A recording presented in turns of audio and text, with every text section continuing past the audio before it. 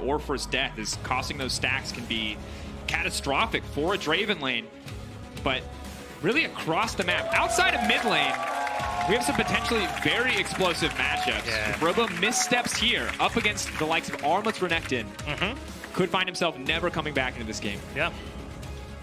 Certainly could. And I think the big one to watch is going to be the jungle matchup, right? Like, these lanes can be volatile, but Lee Sin into Karthus, lots of room to play with here for Shrimp, and a lot of pressure on his shoulders, I think. In terms of tools that he has available, there is a ton, and early game impact certainly has to make it if they are able to scrounge out any sort of lead heading into this ultimately incredibly important game here for both sides. Royal Youth versus Flamengo eSports, both 0-1 against Dan1, need to find wins against each other to make it out of groups, to move to the best of fives and potentially the World Group stage.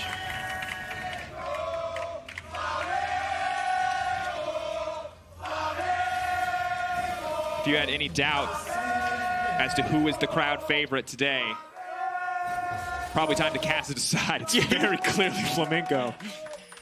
You would be very stupid, but that's okay. That's okay. 5-man stack. Okay. They do have a Nautilus on the other side, so maybe expecting any sort of invade. Karthus, of course, in this sort of matchup, wants space to play with. So an invade to try and split the map could be a useful play, and Flamengo there with the answer. Not going to spend too much time, and now Goku shepherding in the bottom side of the map.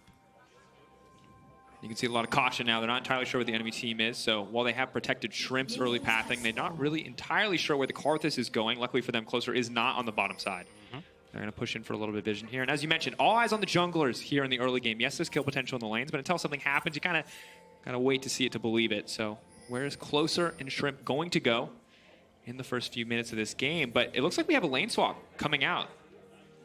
Renekton now stepping into the mid lane. Azir is going to the top side of the map. I believe we've seen this before in the TCL. Willing to put that Azir top lane and just let him kind of farm up and sit back. Yeah, just chill. In terms of the Renekton versus the Nico, could be rough to deal with, especially like early spiking items. Very cheap there on Robo's side, and range advantage does just get matched by the Azir. In terms of mid lane, like Renekton is no stranger to the matchup, so does make a lot of sense here for Royal Youth. Something interesting, you did see the ward placed on the blue buff of Flamengo on the bottom side. BRTT and Lucy just kind of sitting around somewhat to make sure that they don't lose that one. They, of course, did not see the Karthus at all. 5-man plays at level 1 do sort of cost you the ability to protect all sides of the map. You stack up in one point on Summoner's Rift and you lose control of the rest. So just kind of trying to lock down the bottom side of the map because they have to try and play through it here. Both level 2s now coming through. In the mid lane as well, Goku kind of playing with fire here. Have to be very careful, very respectful. You saw level 1, not really scared of the Renekton whatsoever. Makes a ton of sense. Even with the press the attack, just cannot get close enough. But here, level 2 on out, Renekton just becomes a bigger and bigger threat. One mispossession could just kill Goku outright. And he has the heal. That is the good news. He is somewhat equipped for this matchup. That is true. Certainly true. You can see already as, Bubble's going to land. Armwood doesn't have a point in queue, so heal not available until right now. Hits that level 3 mark where his burst potential, his kill threat does skyrocket, but that was a super good trade there from Goku, and see Shrimp immediately just crosses the mid lane. And I love it, because that was probably the opportunity for Renekton, knowing that Zoe's cooldowns still aren't there on the Sleeping Trunk bubble, to move in to try to trade back on that massively powerful level 3, but seeing Lee Sin instantly stops that in its tracks, makes sure Zoe can push out that lane and lets them spot out the Karthus too.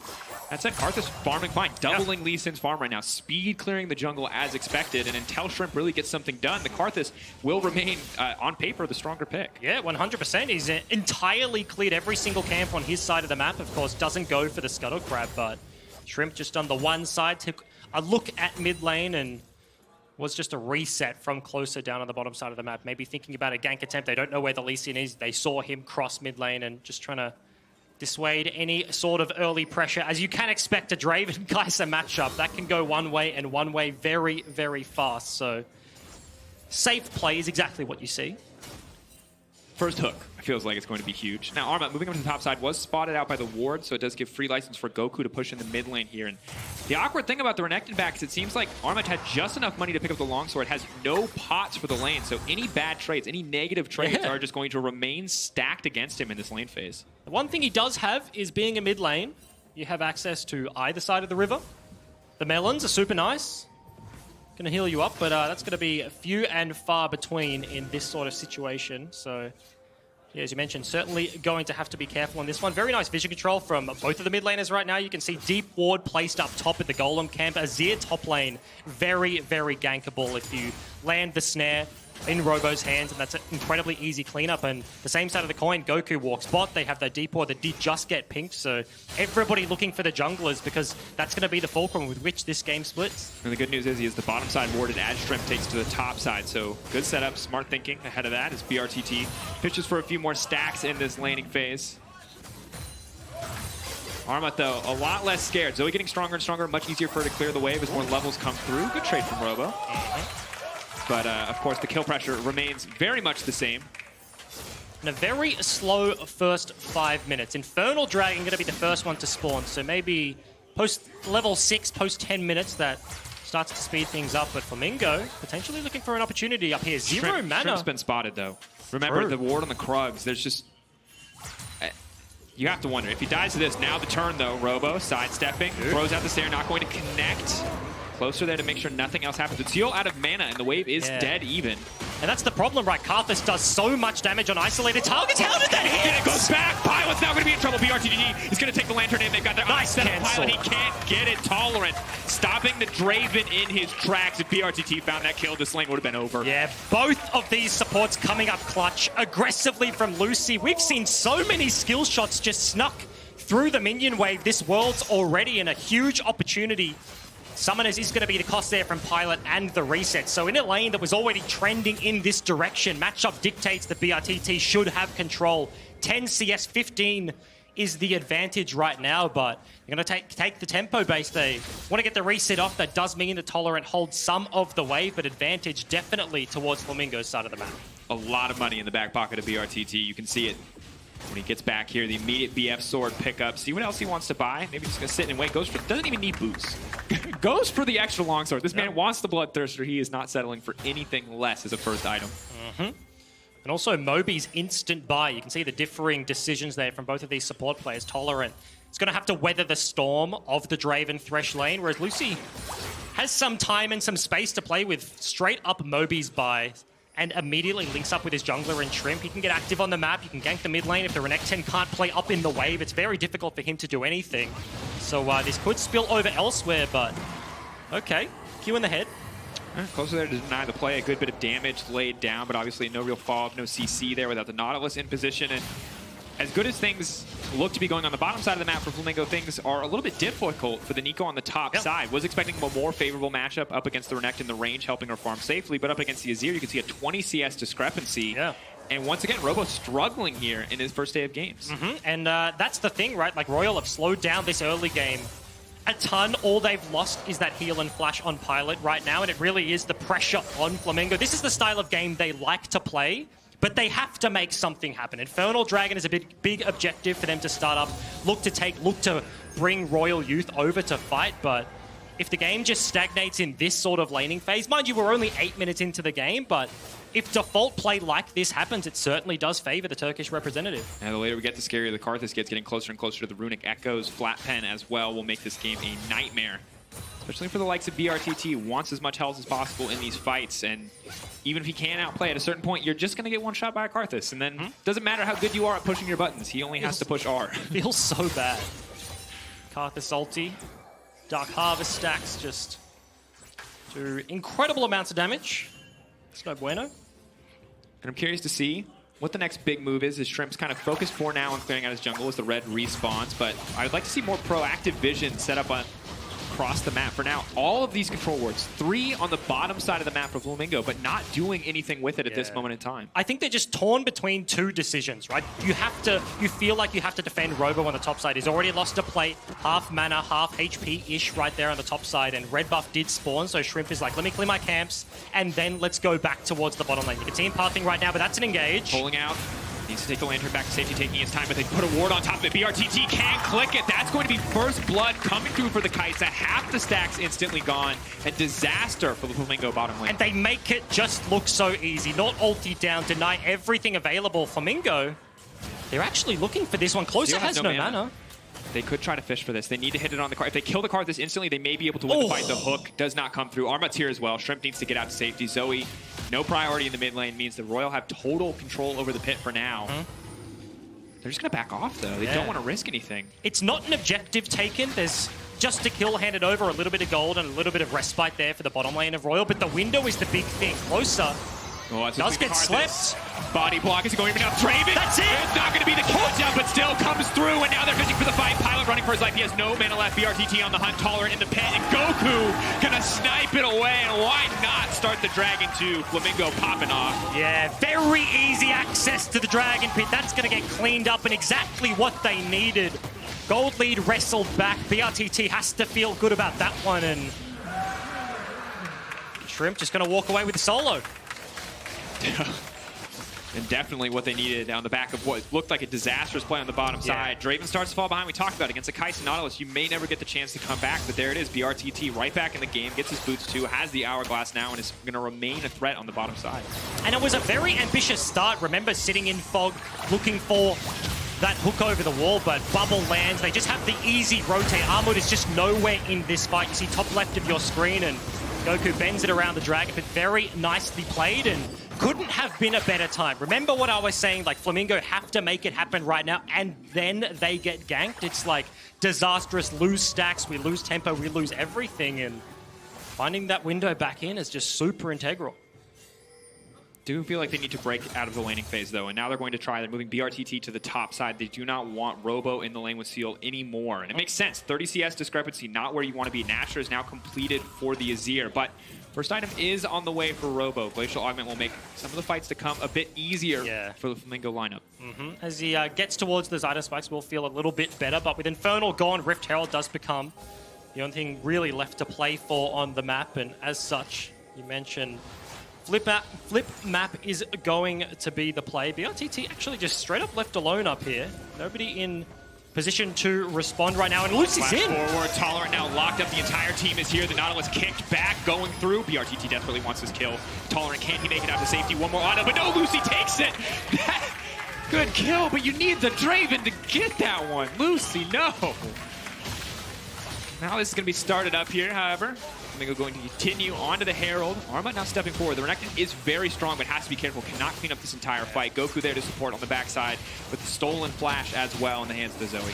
And just absolutely no buttons to play with to try and even contest this one. Karthus ulti not yet up and available. Azir Seol was looking for a pick in the mid lane. Got a flash out, but now all of the objectives on the map. The Infernal down, Rift Herald in the hands of Flamingo. In terms of an early game composition, everything seems to be on the up and up. Maybe a little slower than we expected, but everything trending in the right direction. And overall, just a very good look for Flamingo. Fake BRTT on the top side of the map. It's secretly Robo. But Egypt, when you look historically, in recent years, Turkey has always come out on top of the CBLOL. So to see Flamingo and the CBLOL find this strong early game lead, to look so coordinated in their play, yes, there are some lane discrepancies when you look at Robo's difference in CS, but overall to be this confident at this point in the game is a good look, and you start to see why for so long Brazilian fans wanted to see Flamingo representing them on the international stage. And that's it, like you hear the crowd, right? Like fan favorites coming in, everybody wants to see them succeed right now. Rift Herald going to be popped, so they're looking to pressure their advantage for a team that likes to play around the early game. Oh, Robo. Doing just that. Pilot Doom. Now retreating, they know which one is the correct Nico. No mana though, massive creep wave, Robo. Use the ult to get the shield. Pilot just forced back, but there's the Karthus. Uses the ult, wants to get the shield. Oh, he's gonna live! Clean display of Metallic, but there, Arma now running for his life. BRTT, he gets it. He gets the cash in. Money in the bank for the Draven. Gotta see how much he made, but you can hear the crowd come alive. CBLOL fans are going nuts for BRTT. Yeah, exactly what they needed. Now looking to almost race against the Rift Herald. Gets bashed into the turret. Plates go into the pocket of the Draven as well. Robo doesn't have TP, so it's a long walk back to the top lane, but still a couple of kills. The gold lead starting to emerge. First brick is going to go the way of the Brazilian representatives as well, and it goes to BRTT. Everything being handed to the start of this roster on his pocket pick Draven. And now, I mean, you've got to be scared. He's going back. He's buying a Bloodthirster. And at this stage, Flamengo feel like they are set up to take total control of the map. It is almost now, it is 3K gold lead, an Infernal Drake backing them up. They have the Zoe with Ludens completed, so you have to be so careful about moving into Fog of War. And BRTT is more than enough damage to carry a fight. Oh. And look at this positioning. Karthus is almost around. They know the dive is coming, but channeling ulti for the top lane play. TP's come in, the hook lands, and Flamengo just get out scot-free. Azir finally lands at the play, but just a little bit too little, too late, and Flamengo walk away with everything. 320 gold discrepancy in the plates. It was a trade on the top side, so not the grossest advantage we've seen of the day, but still 3,000 gold lead, only 14, 15 minutes into the game. And now, the BT completed, the extra pickaxe. Still, of course, has access to the stopwatch as well, and the first tower is going to drop. It doesn't look like anyone got the local gold there. BRTT, big chunk. And you know the best thing about being a Draven player? What's that? Is you pick it in Champions, like you feel real good about yourself, then you get double Infernal Dragon spawn to start the game. You've already got one in your back pocket. The second one is going to spawn onto Summoner's Rift with a 3,000 gold lead in their hands. It's certainly exactly what they needed right now, and setting up for it. All of the members on your screen looking for the contest. Oh, there it is. This has to be scared. One thing the Zoe's going to be good at. Huge damage coming in. They don't even need to kill the Karthus. Seal goes down. And we spent last game thinking about siege comps are dead. Normally you think of the Zoe, the Jace, but apparently Draven ulti is the perfect tool to layer on top of the trouble bubble. And this is the thing. We talked about getting ahead in the early game, and Flamengo have done it now. And this is the point where both the Draven and also the Zoe are terrifying to play against. They had the vision set up, a single bubble hits. It doesn't matter who it hits, they're killing somebody. And they just have so much follow-up, right? Like, if anything connects, it's a hook, it's a Draven ulti, Neeko comes over the top. There's just line skill shots everywhere littered across this roster. And now with double Infernal Dragon, it just makes you even more miserable to be on the other side of that coin. And the biggest fear is when they get to group, when they start to set up around major objectives. You're looking at a Glacial Augment Neeko. Robo has been somewhat of a non-factor thus far in the game, but when you have that slow to set up for an easy sleep land, to set up for an easy hook, things only get harder and harder for the side of Royal. And no matter how much damage you feel like this Karthus is going to do, it's not going to be enough if you die every time a fight starts. Yeah. Certainly is the case. Engage tools, not the most reliable, so Flamengo have some decisions to make in terms of snowballing this one out, but mid-turret looks to be actually dead. Redemption's going to get popped. That was just stolen there from the Zoe. Mid-lane turret super impactful as a fallback pattern for a Karthus, for an Azir comp, and just has to get conceded right now as Ciola's in the bottom side. And Flamengo, gold lead, double Infernal. If they're going to walk around the map just so easily, take this turret, it's going to become a very dark Summoner's Rift for the time being for Royal Youth. To a certain degree, I feel like the pressure is now on the solo laners of Royal.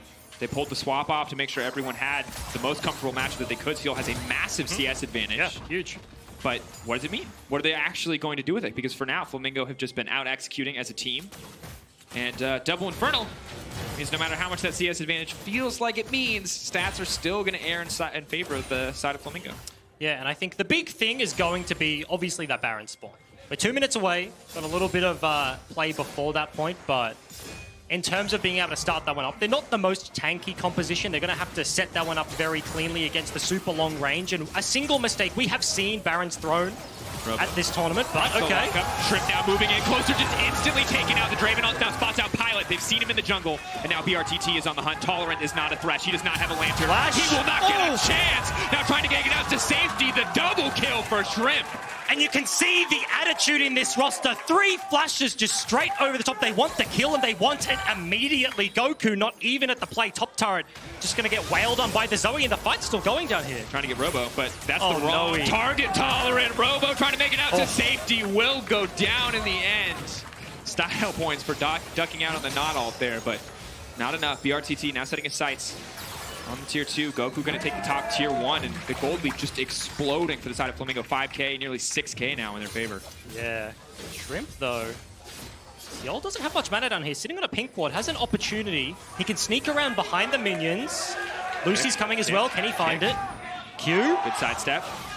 Thresh is coming. Seal has to pull a miracle. Burning the TP just to protect him on this one. Okay. Arma's here as well. They're setting up a tower, but meanwhile, Draven's in the mid lane. I mean, good timing. The rest of Flamengo were resetting. That could have cost them so much more if Flamengo were on the map. So yeah, get the TP out for that one.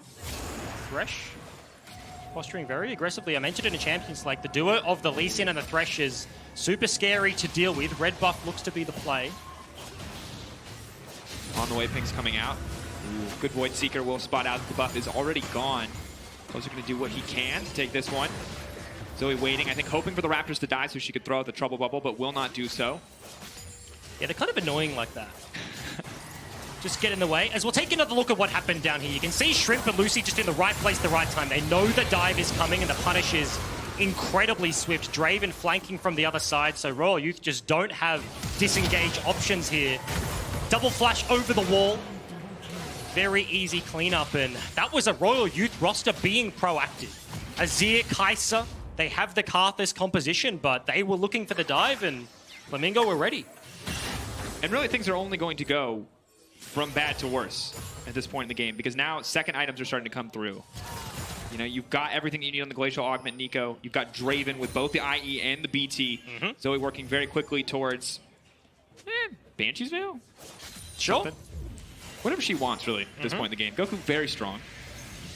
Has options, and now becomes sort of the risky part, right? For Flamengo, the Baron setup is the only thing that could cost them this game from this point, right? Like, you have to throw back this lead. It is relatively large at this point. They have everything they need to set this one up, and the one thing I will note is they don't have reliable engage. The best they've got is a bubble. It's a Thresh hook, so Royal will have to be very conscious of that as they do approach, but just littering the area with wards, just trying to get this control back. Side lane being dealt with. Armor doesn't have TP, whereas Robo does, so map just entirely controlled right now. Flamengo looking to exert themselves on this one. And I think realistically, really difficult for Royal to do much.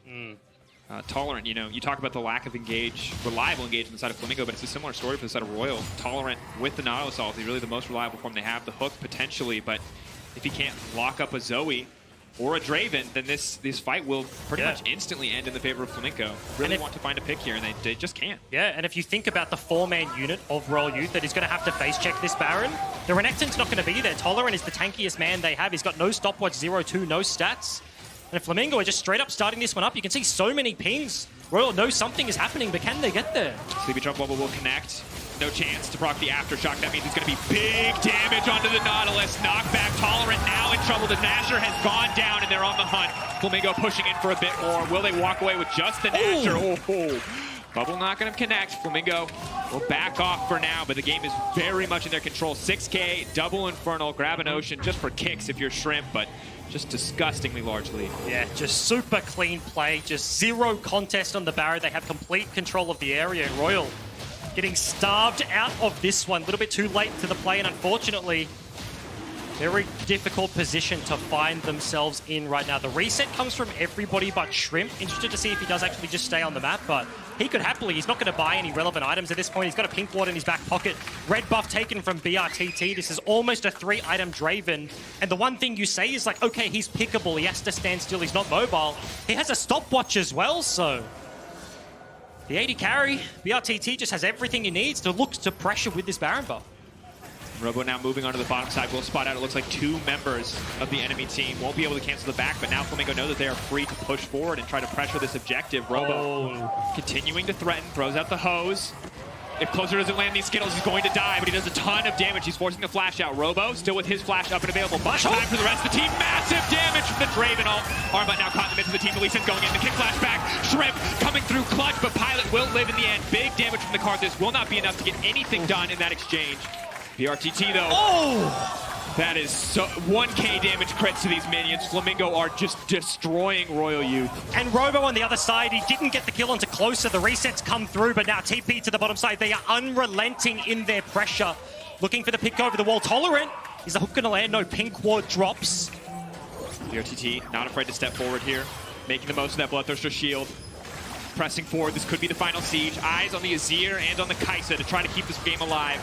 The Karthus good damage. BRTT locked up, but it's not enough. There's the stopwatch you talked about, Egypt, and now he's caught out. The combo is there. They're killing everyone. It's an absolute slaughter. Flamengo dominating the competition. Armut is too little too late because BRTT is here. The Draven is out, and Flamengo are moving in as they will find their first win in the play-in stage. The crowd in Berlin is alive with the name of Flamengo eSports.